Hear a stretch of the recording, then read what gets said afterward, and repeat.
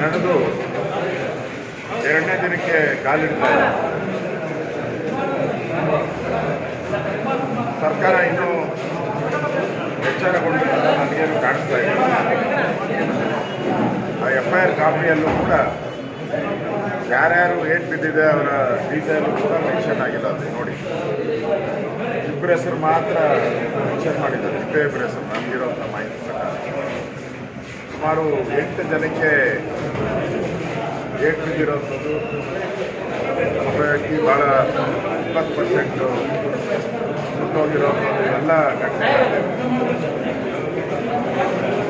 ನನಗನ್ನಿಸ್ತದೆ ಈ ಕಾಂಗ್ರೆಸ್ಸಿನ ಮಾನಸಿಕ ಸ್ಥಿತಿ ಬದಲಾವಣೆ ಆಗೋರು ಈ ಥರ ಘಟನೆಗಳು ನಿರಂತರವಾಗಿ ನಡೀತಾ ಇದೆ ಅಂತ ಅನಿಸುತ್ತೆ. ಈಗಾಗಲೇ ವಿಧಾನಸೌಧದಲ್ಲಿ ಪಾಕಿಸ್ತಾನ ಜಿಂದಾಬಾದ್ ಘೋಷಣೆ, ಇನ್ನೂ ಸರ್ಕಾರ ಮೀನಾವೇಶ ಎಣಿಸ್ತಾ ಇದೆ.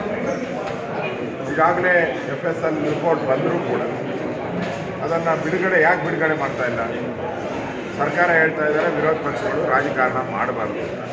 ನೀವೇನು ಮಾಡ್ತಾ ಇದ್ದೀರಾ? ರಿಪೋರ್ಟನ್ನು ಬಿಡುಗಡೆ ಮಾಡಿದೆ ರಾಜಕಾರಣ ತಾನೇ ಮಾಡ್ತಾ ಇರೋದು. ನಮಗೆ ಬುದ್ಧಿವಾದ ಹೇಳೋಕ್ಕೆ ಮುಂಚೆ ನೀವು ಸ್ವಲ್ಪ ಬುದ್ಧಿವಂತರಾಗಿ ಕೆಲಸ ಮಾಡಿ. ಅದು ಬಿಡುಗಡೆ ಆದರೆ ಸಮಸ್ಯೆ ಆಗುತ್ತೆ. ರಾಜ್ಯಸಭಾ ಏನು ಗೆದ್ದಿದ್ದಾರೆ ಅವ್ರ ಮೇಲೆ ಆ್ಯಕ್ಷನ್ ಮಾಡಬೇಕಾಗ್ತದೆ. ಎಲ್ಲ ದೃಷ್ಟಿಯಿಂದನೂ ಅದನ್ನು ತಡೆ ಹಿಡಿಯುವಂಥ ಕೆಲಸವನ್ನು ಮಾಡಿದ್ದಾರೆ. ಇವತ್ತೂ ಕೂಡ ಆ ಘಟನೆ, ಆ ಹೋಟ್ಲಲ್ಲಿ ಆಗಿರುವಂಥ ಬ್ಲಾಕ್ ಬ್ಲಾಸ್ಟ್, ಅದರಲ್ಲೂ ಅಷ್ಟೇ ಸುಮಾರು 8 ಜನ ಅವ್ರನ್ನ 8 ಜನ ಹೆಸರನ್ನು ಮೆನ್ಷನ್ ಮಾಡಬೇಕಾಗಿತ್ತು. ನನಗೆ ಬಂದಿರುವಂಥ ಕಾಪಿಯಲ್ಲಿ ಇಬ್ಬರ ಹೆಸರು ಮಾತ್ರ ಮಾಡಿದ್ದಾರೆ. ಮತ್ತು ಜಾಸ್ತಿ ಬಿದ್ದಿರೋರ್ಗೂ ಬಿಟ್ಬಿಟ್ಟಿದ್ದಾರೆ. ಯಾಕೆ ಈ ಥರ ಏನನ್ನು ಡೈವರ್ಟ್ ಮಾಡೋಕ್ಕೆ ನೋಡ್ತಾ ಇದ್ದೀರಾ? ನೀವು ಏನನ್ನು ತಿರುಚುತ್ತೆ ನೋಡ್ತಾ ಇದ್ದೀರಾ?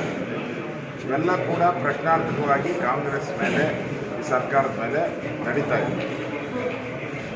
ನಾನು ಸರ್ಕಾರಕ್ಕೆ ಕೂಡಲೇ ಇದನ್ನು NIA ತನಿಖೆಗೆ ಒಪ್ಪಿಸಿ, ಏಕೆಂದರೆ ಇದು ದೇಶ ವಿದ್ರೋಹದ ಕೆಲಸ.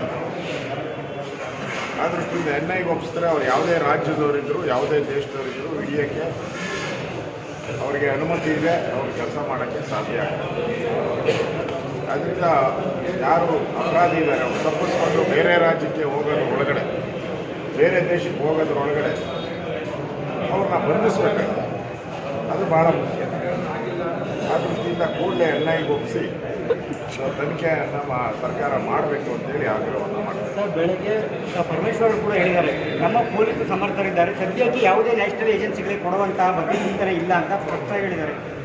ಅದೇ ನಾನು ಮೊನ್ನೆ ವಿಧಾನಸೌಧದಲ್ಲೂ ಹೇಳ್ತಪ್ಪ, ನೀವು ತನಿಖೆ ಅಂತಂದರೆ ಅವ್ರು ಬಾಂಬ್ ಹಾಕ್ಬಿಟ್ಟು ಹೋಗ್ತಾರೆ ಅಂತ ಹೇಳಿದೆ. ಇದೇನಾಯಿತು? ಇವ್ರು ಬಿರಿ ತನಿಖೆ ಅಂತ ಹೇಳ್ಕೊಂಡು ಕೂತ್ಕೊಂಡ್ರೆ ಅವರೆಲ್ಲ ಓಡೋಗ್ಬಿಟ್ರೆ.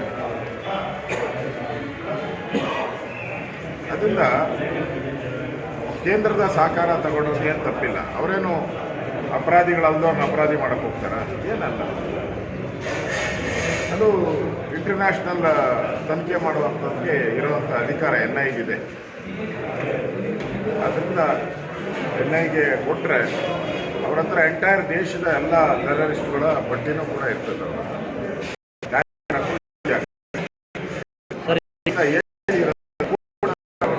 ಸರ್, ಈಗ ನೀವು ಹೋಮ್ ಮಿನಿಸ್ಟರ್ ಕೆಲಸ ಮಾಡಿದ್ರಿ, ನೋಡಿದ್ರೆ ಲಿಂಕ್ ನೀವು ಯಾವ ಥರ ಇದು ಮಾಡಿದ್ದಾರೆ?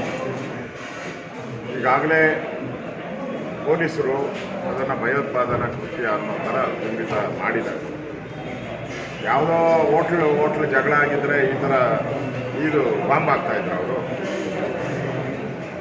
ಅವ್ರು ಬೇರೆ ದಾರಿ ಹುಡುಕೊಂತ ಇದ್ರು.